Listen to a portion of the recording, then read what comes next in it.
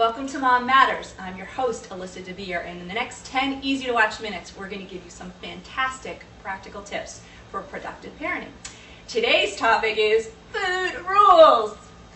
No, seriously, it's a very important topic because we're going to be talking about storing and how to properly handle food so that it's safe. And joining us is our expert today, Stacey Nelson. Stacey is a registered dietitian as well as a licensed dietitian and nutritionist.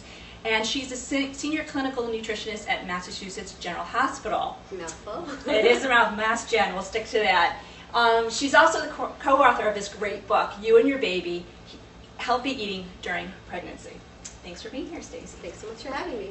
There are so many myths about food safety. You probably hear all of them. What are some of the most major ones you hear? I would say there is as many half-truths and myths out there about food safety as there are truths, but some of the most common being, is it safer to rinse my meat and my chicken before I cook them or not? Do I have to let the food cool down before I put it back in the refrigerator? Okay, so let me stop you. Rinse the meat or not? Not. Not. No, this is why there's so much confusion out there about food safety, and the criteria and the recommendations really change a lot of the time, so even I have to stay on top of things. But no, the latest USDA recommendation is to not pre-rinse your meat and your chicken before you cook them, because actually you're increasing the risk of bacteria spread through the kitchen. Okay, fair enough. And then you said about putting food into the refrigerator or freezer, hot or cold, does it matter? It does. You want to put it in the fridge as soon as humanly possible. So don't just leave it out on the counter for a couple of hours. Put it into shallow containers so it can get down to a safe temperature as quickly as possible and get it right into the refrigerator. What about expiration dates on things like meat? This gets also confusing. What is a sell-by date? What is a use-by date? Right. What's going on? So actually, the sell-by date is more for the grocery store to tell them when is the last day that they can really display.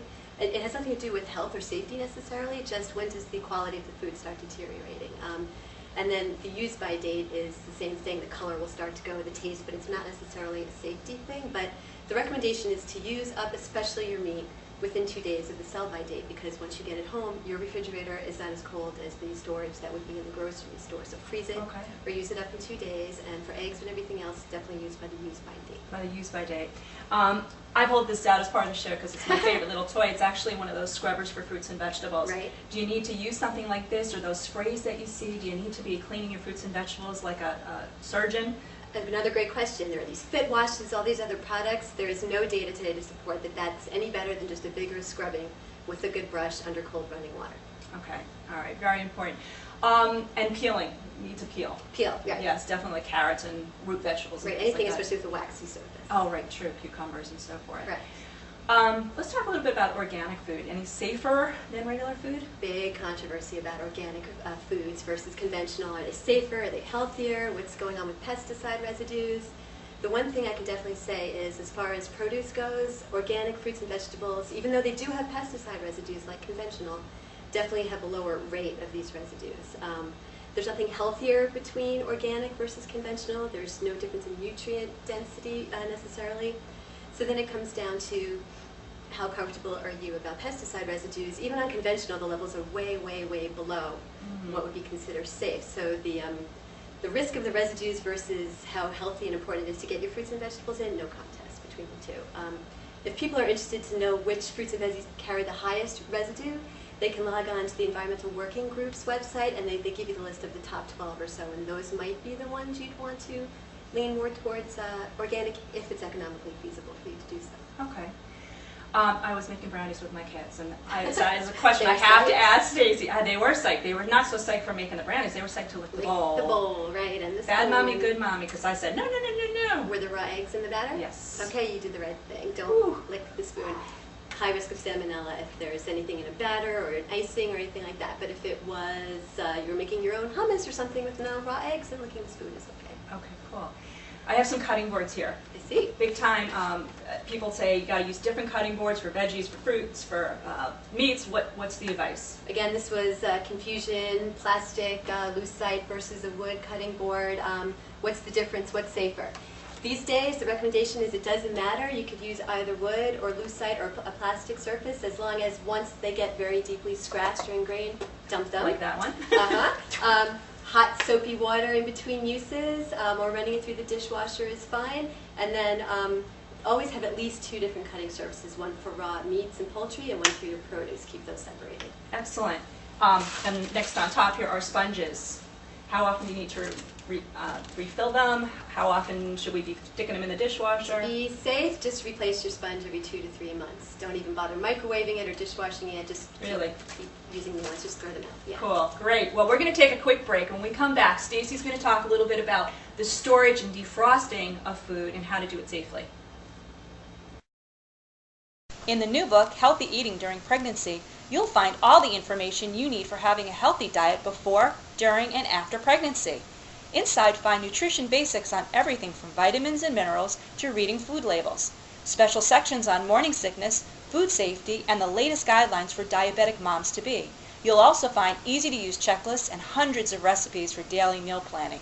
So get Healthy Eating During Pregnancy now at Amazon.com, BarnesandNoble.com, or at a bookstore near you. Welcome back to Mom Matters. We're here with Stacey Nelson talking about food safety. Stacey, I have a bunch of friends who swear by their slow cookers and crock pots. Is that a good way to cook or not? Yeah, it's a perfectly safe way to cook, especially if you're going to be out for the rest of the day and coming home and getting those smells. What it does is it cooks food for very long periods of time at lower temperatures, but it's well sealed. The sides get very, very hot, perfectly high enough temperatures to kill the bacteria. What you don't want to do, however, is if you came home and you realized something interrupted the electricity, your lights are blinking, there was an outage, then definitely, I'm sorry, but throw that food out because now it might not be hot enough. And you never want to use your slow cooker to reheat the food either. Always reheat it till steaming in the oven, in a microwave. Okay, great information. So now food's in the freezer. Let's switch gears a little bit and we want to defrost. What are the safest ways to defrost food? There are 3 acceptable ways to defrost food.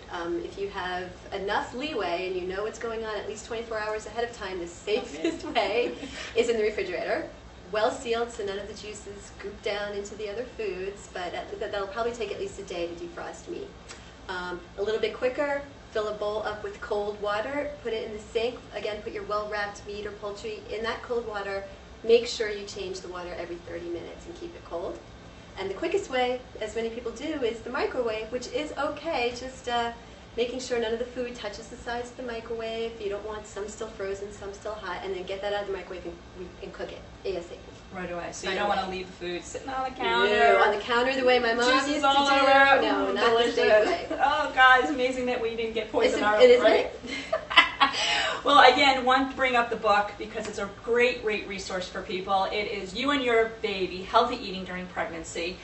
In it, you have a great list of resources. Yes, there are resources in the back. If you wanted more information about specific temperature times in the freezer or how long you can keep certain foods, there are websites in the back to point you on your way. Great. We're going to put some more information about the book on our blog.